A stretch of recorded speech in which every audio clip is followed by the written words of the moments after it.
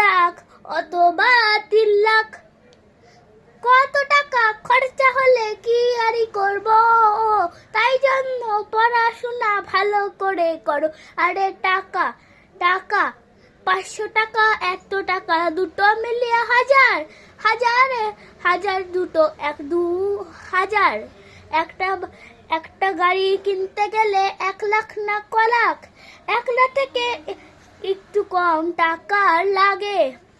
1 লাখ, 2 লাখ, 3 লাখ, কত টাকা?